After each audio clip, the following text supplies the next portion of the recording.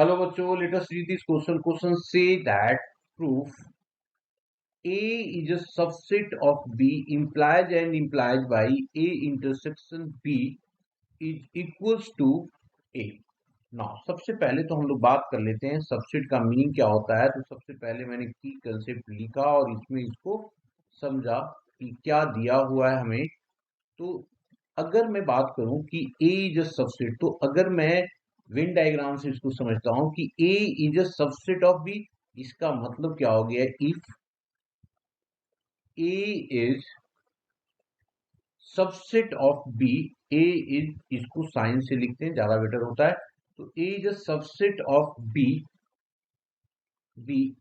This implies that, इसका मतलब होता है कि all the element of A, all the element all the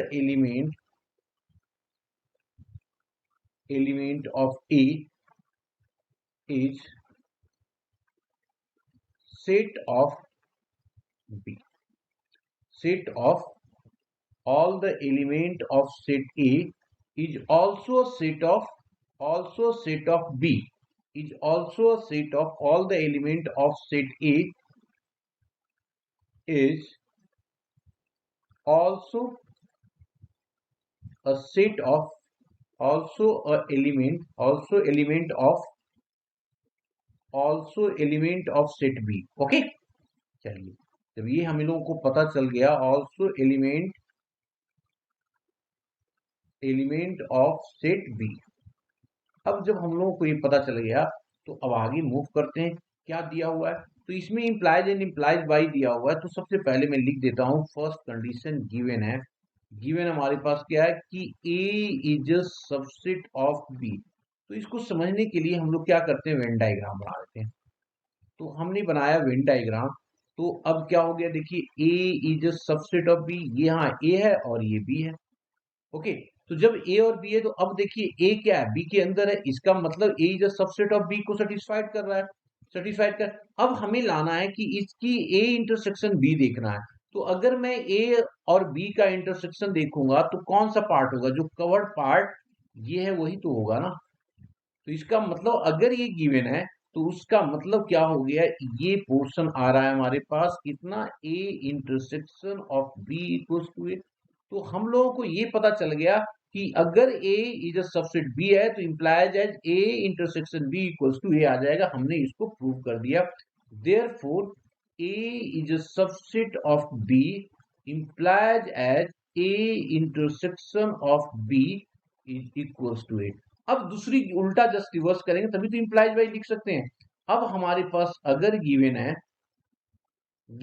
क्या, A intersection of B is equals to A। Okay, तो इसका मतलब क्या हो गया कि भाई हम लोग वेन डायग्राम क्या लेंगे, अब यहाँ पे इस तरीके से लेंगे, छोटा लेंगे और ये बड़ा लेंगे, तभी तो पॉसिबल हो सकता है ना कि भाई ये इंटरसेक्शन होगा, ए ही बन जाएगा। तो ये ले लिया। अब इस केस को अगर मैं देखूं तो ये वाला पोर्शन हमारा इंटरसेक्शन बन रहा है, तो ये तो इंटरसेक्शन दिया हुआ। अब अगर मैं सबसेट की बात करूं तो यहाँ पे क्या आ रहा है, ये वाला जो ए एलिमेंट है वो किसका सबसेट आ रहा है, बी का सबसेट आ रहा है।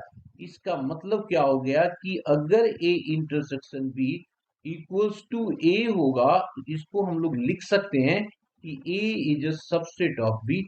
अब अगर मैं इसको ले लूं फर्स्ट और इसको ले लूं सेकेंड, तो इन दोनों से हम लोग क्या लिख सकते हैं, फ्रॉम फर्स्ट एंड सेकेंड।